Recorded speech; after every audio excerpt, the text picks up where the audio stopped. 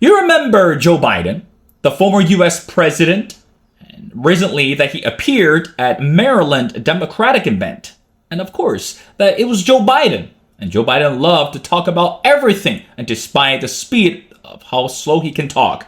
But meanwhile, that he was a very, very straightforward regarding the current political atmosphere in America. And this is what he said, and I quote, "It's not just about Donald Trump putting his name on the Kennedy Center, building an arch in his own honor, even hiring his own pool guy to fix the reflecting pool. Wow, what a loser," end quote. Of course, I remember that back in the days that during the presidential debate between current President Donald Trump and Joe Biden, that was a shame, especially for the Democratic Party. It was very surprising for everyone to see how Joe Biden reacted in front of Trump. Now this time, as a former US president, he was very bold and straightforward to talk about Trump and also call Trump a loser. How much does it really impact the world today? And especially we look at this geopolitical complication. And also, what about the future of America? Remember, we keep on saying this year is crucial for America, which is about to celebrate the 250th anniversary of the independence. At this moment, despite the approval rating, what can we say about the future for the country? Well, ladies and gentlemen, it's my great honor to invite back our good old friends, Dr. Michael Patrick. Again, I'm sorry, I would never fulfill that promise that we need to talk about something so positive on my show about America, but we do believe that the brighter future is still yet to come. Well, Michael, and welcome back to the show. Well, thank you, Will. Thank you for having me. Well, again, Michael, as I mentioned before, so much to cover, but let's get started about the former US President Joe Biden. He recently appeared at one Democratic-held event. And of course, as I mentioned in the intro, he loved to ridicule what Donald Trump is doing and also everything that he has done for the nation, especially about the war between US and Iran at this moment. But at the end of the presentation, where he called Trump a loser, Michael, help us with better understanding. Someone like Joe Biden, or even we can talk about his former boss, air quote boss, Barack Obama, start to come out to talk about the current political atmosphere in America and also around the world. My question to you is, how much do the words of those people matter today? So in other words, do people still listen to someone like Joe Biden? I mean, remember we still talk about that how he failed this presidential debate against the Donald Trump, how he failed this presidential campaign in 2020, in 2024, and eventually Kamala Harris had to take over, and of course, that was a major disaster as well. So, your thoughts? You know, one of the things, Will, about former presidents is we treat them a little differently than some countries, and many times in other countries, they just disappear. And you hardly ever hear about them again. The United States has kind of a role for that senior statesman, regardless of their party, regardless of what their politics were. Obviously, their politics changes from administration to administration. And so all of the former presidents have a role, and often a lot of them got together recently, including Biden, I think, at the Barack Obama research facility. So there's a warm place in America's heart for the formers. But we don't necessarily take them seriously when it comes to policy. And normally they all kind of follow in the tradition of kind of, you know what, keep your mouth shut. It's the new guy's turn to do what he does and make his own series of mistakes. And so, we've all had elderly parents who might go off on a toot at a family gathering and say some things, but that doesn't mean that anybody is like taking it seriously and writing it down. I think what happens is that he's entitled to make some comments. This is certainly not out of place in the context of debate within the United States, but it's Joe Biden. And he was he was already well into his senior years by the time he had to step down. So we have a place of affection for them, whether we agreed with them, liked them, or not. Michael, let's talk about our main story today. Now, I'm looking at the news article, especially regarding this, what we call democratic socialism. It's happening in America. Now, keep in mind that, Michael, you and I, we had brief discussion about the rising trend, this political trend of democratic socialism. Especially last time, you and I, we talked about the current mayor of New York City, Zoran Mamdani. And also recently, another socialist won a place in November runoff for the mayor of Los Angeles. And even there's a possibility that it could happen in the state of Colorado. Michael, when we look at democratic socialism, the first person that popped into my mind is the Vermont independent senator Bernie Sanders. And of course, we also follow AOC, Alexandria Ocasio-Cortez. And then we'll look at Zoran Mamdani, we'll look at so many more. One thing that is quite mind-boggling or puzzling to all of us is how should we understand this rising trend of democratic socialism in America today? And also, why do you think that those people who are surrounded by Bernie Sanders, by AOC, of course they receive their endorsements, are still very much in a difficult position to explain to the voters the real definition or even the real meaning of democratic socialism? Your thoughts? Well, you know, it's very interesting. You mentioned Bernie Sanders, and he was trying to compare the activities involving socialism in the United States and Denmark, and he made a reference to Denmark being socialist, and Denmark's president stood up and said, hey, wait a minute, we have some confusion going on here. Please stop calling us socialist. I think one of the things that it confuses people and American voters as well is there is a huge gap between what you might call a social democrat and democratic socialism. The process of democratic socialism is its end goal is socialism, and it uses democratic means to achieve it.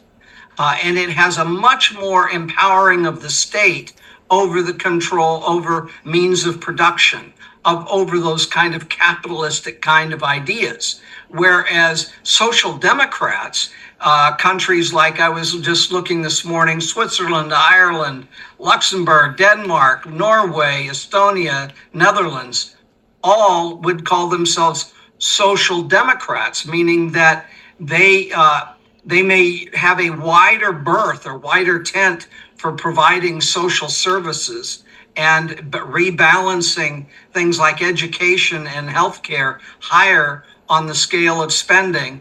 But they are all very much about private capitalistic means of providing for the country. And when you look at economic freedom, those countries I just mentioned are 7 of the top 10 listed as social democrats, countries that very much are capitalistic, believe in that model for generating income, but then also have a kind of what we might call a large safety net for the people. And so there's a huge difference there. And one of the things critical in New York to understand is that they're a novelty in many ways compared to the whole country. People, though, are drawn to it because these terms kind of flow together. What does it all mean? Does it just mean that you're doing more to help the people? Actually, democratic socialism is a political revolution.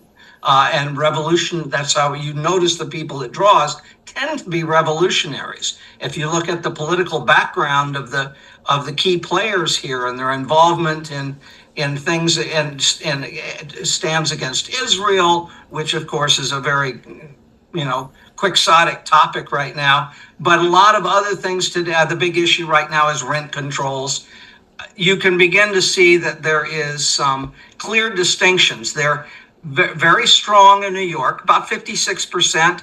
There's a large percentage in New York that doesn't buy it, over 40-some% who don't buy into it.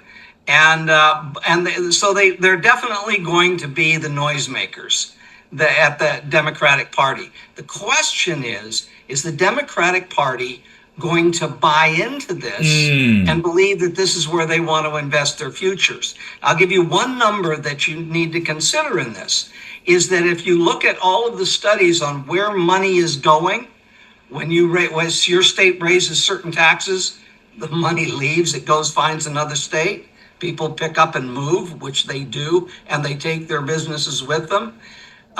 New York has lost over $2 trillion worth of money that was in the market that is now left New York. They said, we're just not going to buy into this anymore. So they're losing money, and and if we go back and look at what happened in the last election, and suddenly how did Donald Trump win in every single county in the United States? Well, he didn't do it with something like democratic socialism. There is a demand for I take it as a reflection of where people feel the need for government intervention and to be involved. I don't necessarily see that as a winning strategy with democratic socialism upending capitalism. I think that's more of a radical kind of idea that will remain on the fringe. We're an open tent. We have lots of conversations, but I wouldn't bet a whole lot of money on that as a winning strategy for where the Democratic Party is going. I think the governor Newsom in California is trying to deal with a lot of issues. He's going to have almost as many lawsuits or more than and criminal actions against him as Donald Trump. So you can be a president and have all kinds of problems in the law. But Newsom is clearly running for president. He's got to carve a new message for the Democratic Party. I really honestly he's going to be friendly because clearly New York is a player. But expecting the Democratic Party to move further to the left, I think right now we're kind of everybody's out there having fun. But when they start getting serious about how we're going to win this next election, then we're going to see the Democrats move a little bit more to the center. And certainly I do not see them wrapping themselves deeply in democratic socialism. More of a social democrat. Well, Michael, first of all, thank you. You made a lot of great points, especially that today when we look at the Democratic Party, it's a problem. The problem, it's not about that someone who is able to really understand the voters of America and really can grasp the core value of the Democratic Party. It's really about the message connect with the voters. Again, as you were talking about the definition of democratic socialism and also all those countries, I was looking at a picture, more like a chart. On the chart, there are more than 15 ideal candidates, possibly for the presidential run in 2028. But again, when I look at all the candidates, of course, AOC was on the picture, and Gavin Newsom was on the picture, and there are several other ideal or promising rising stars included as well. But again, today, the question that you pointed out distinctively, it's whether the Democratic Party is ready to have better options, even perhaps wider options. Because you think about in the past 5 to 10 years, we can trace it all the way back to 2016, or even to the Obama era, to George W. Bush era. I feel in my life, or in my heart, there are two distinct parties in America: the Democrats and the Republicans. And the third party probably has little chance to gain attention. Of course, we can't really talk about what happened in the past, but today's fast forward. Michael, from your perspective, do you think, or how much do you think the Democrats, after Joe Biden lost to Donald Trump, after Donald Trump has done everything so far, Do you think the Democrats finally woke up and realized we need to pick someone, perhaps just like Donald Trump, in a positive way for 2028? So in other words, is it really about a brand new image, or probably in a marketing sense, we called it a PR revolution? It's not just someone who was born in this political arena or is incubated for a while and then become a rising star, eventually put on the ticket, or someone who's a completely outsider for the Democrats, perhaps different ideology, but the same value or the same core belief to the country. Your thoughts? Yeah, you're making some good points there. I mean, clearly the message has been delivered by Donald Trump. Not that the Democratic Party needs to mimic Donald Trump, but they do need to know how to relate to the middle class. They do need to know how to relate to working families. They do need to be a little more red, white, and blue sometimes. You know, I was watching a comedian the other day, and he was talking about all of the people coming from Europe for the World Cup. This is a learning moment for Americans, okay? And we're quick. Americans are quick to rush and complain about everything. But when the Europeans came and they began to experience American life, go to a Walmart, which frightens some people, but for others, they're going, we don't have this kind of thing available in our country. They begin to experience the freedom and the opportunity and the lifestyle in America. They go, well, all right, we could use some of this. And one of the comedians was joking about how some of the visitors were more ready to celebrate America than some Americans. So we're a very outspoken, cantankerous, difficult group of people. But part of what the Democratic Party has to do, and I think you mentioned the word, I think, positive in there, they have to find not just an ability to complain, but a vision that people can get behind, and that people feel like I can find a home there. You know, one time I was working in Los Angeles and we created an event, and the whole purpose of the event was to learn to light a candle and not simply curse the darkness. And we invited a broad tent of people with certain backgrounds. And it was amazing how all our tickets sold out. It was an extraordinary event. I had people coming to me saying, we've never seen this. When people try and do something locally, it doesn't work. Because sometimes we come to our challenge believing that it's got to have some kind of hostility built into it, based on anger, rather than values that people can relate to. People are hurting in the world. And when you come with a positive, clear message and you act on it, you don't just simply talk about it. We've had all the words that I think the Democrats will preach a good message, but quite frankly, if they're not doing it, that's difficult. The chance is coming in the next midterms where the Democrats may have to put up or shut up. Can they deliver the votes? Can they follow through and rebuild a party that more Americans will get involved with? Not just New Yorkers, that 56% of New Yorkers, but will a majority of Americans be ready to get on board for a change? There's some real vulnerabilities in the Republican Party right now because its focus has been all over the map, and rather than delivering some of the things that they promise at home. So we'll see. There's an opportunity for the Democratic Party. I don't know yet. I'm not seeing a lot of examples. I think people like Gavin Newsom are giving it a whirl, but I think it's a long road ahead before we see whether the Democratic Party, which direction it goes. Michael, since you mentioned about the midterm election, let's bring another piece of story into our conversation. According to the report, the White House is in discussions about bringing President Donald Trump's former top campaign spokesman and longtime communication advisor, Jason Miller, as part of the new effort to boost the messaging operation ahead of the midterm election. Michael, to be honest, I'm not very much familiar with Jason Miller, despite that he was invited to a couple interviews, of course, the major media outlets. But let's talk about this midterm election. We are in, well, almost the last day of June, and we'll tap into July, and the midterm election is only 4 months away. And it's crucial for the Republican Party at this moment.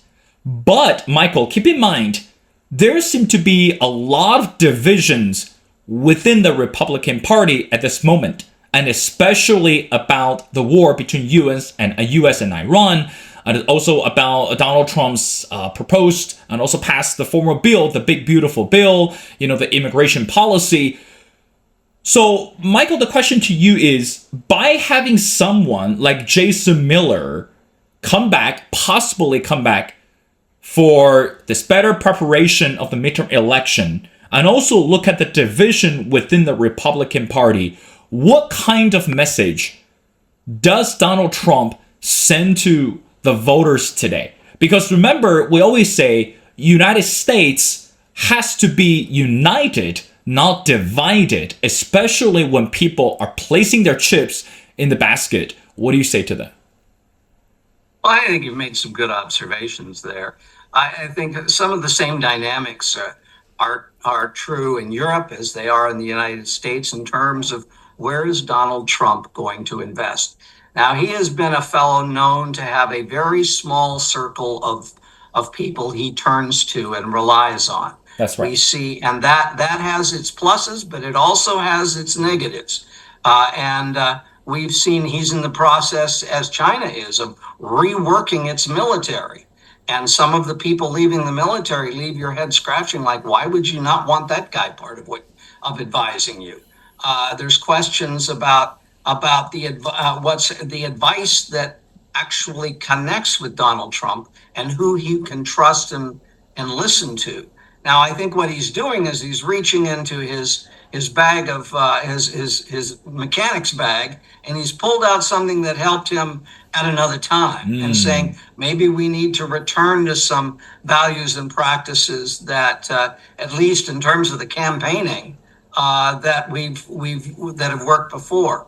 But I think it's going to mean he may have to broaden his tent in some uncomfortable ways in terms of building a broader allegiance. The issue came, unfortunately, of say, a Housing Affordability Act got caught up in a political struggle over another important issue, which has to do with voting, and he dismissed it out of hand. It will still become law unless he vetoes it. But the point is that sometimes I think he misses the opportunity. He's like everybody who steps up to bat. Sometimes you whiff a few of them, and sometimes you connect. You want to connect more often than you whiff. And I think that Trump is going through that process and listening, I think, sometimes, and being a little bit more careful before he shoots from the hip will help him to connect with messages that will work with the American public. But it's a very hard message to hear when people don't think everything you do is the greatest thing since sliced bread, when everything decision you've made is defensible, and you want to keep reminding people how great you are. I think Donald Trump has got some opportunities for him, but he's going to have to listen a little bit closer, take a little more of a statesman approach. I've been watching and wondering where is any of the rest of these international organizations at helping Venezuela. I'm watching the news in Venezuela. Of course, I'm getting a take of it from a European perspective, but this is an opportunity to step forward and show where your values are. And that applies to any political structure, any country, to begin to make a clear and a statement about where your values are, and have that translate at home as well as abroad. And so there's all kinds of opportunities out there to rebuild. And I think that Trump is in a state right now where he has to reaffirm some things he believes in, and housing being a very important one to the American electorate. And those kinds of things can help him move forward towards the midterms. But it takes kind of like widening your circle, listen to more people, take a little more of a statesman's approach. That doesn't mean waffling on issues of being beat from, go back and forth in Iran. And I don't really want to go towards those negotiations right now. But the point is that this is an opportunity to do something, but it starts by listening in many ways, in ways that sometimes it's not clear that you are. Michael, let's end our conversation again, talk about Bernie Sanders. Of course, the senator from Vermont, independent senator. And recently he made comments, of course, distinctively about the Donald Trump administration. This is what he said. He said, in the near future, no more spending billions of dollars on endless wars. No more spending billions of dollars on the genocidal Netanyahu government in Israel.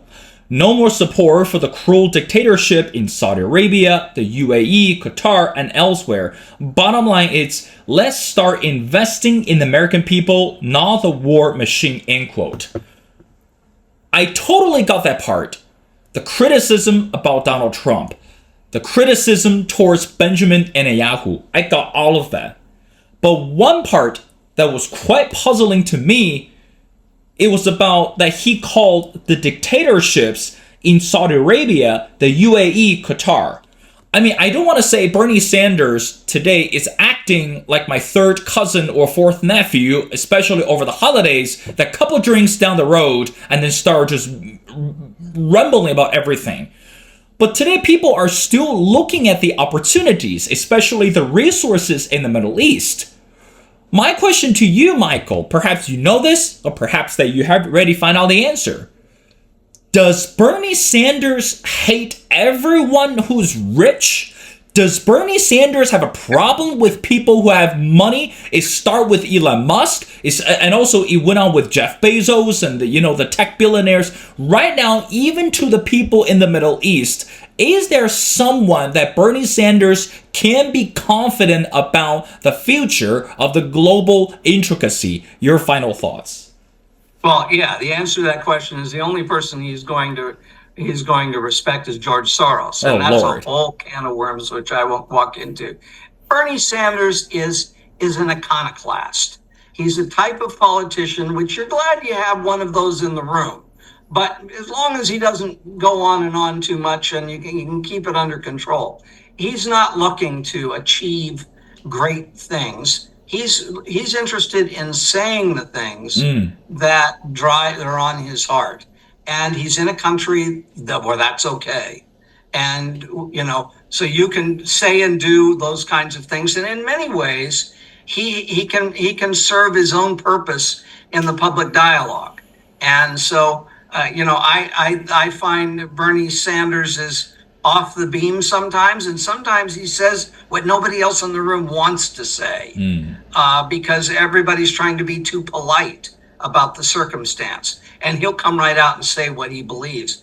That there's a strength to having someone in the room who will do that. It's just as long as you don't have to let him dominate every party you have at your house, if you understand what I'm saying. So it's great. I think he's an iconoclast, but Bernie Sanders is not really pointing the way forward. He is who he is, and he contributes. Well, I think that's understandable. Again, I'm not a fan of Bernie Sanders. Sorry to say that, because every time I listen to Bernie Sanders, I just can't imagine myself getting into this screaming match with Bernie Sanders. And I know I'm going to lose in the end. Well, again, ladies and gentlemen, it's such an honor to have Dr. Michael Patrick. Again, Dr. Patrick, it's an international journalist. Of course, he teaches on different courses from leadership to politics and etc. I have to say that I really appreciate Dr. Michael Patrick's insights and love to have you back on the show as we continue to step into this wonderful summer, and hopefully it won't be too hot for many countries. So thank you so much for doing this, Michael.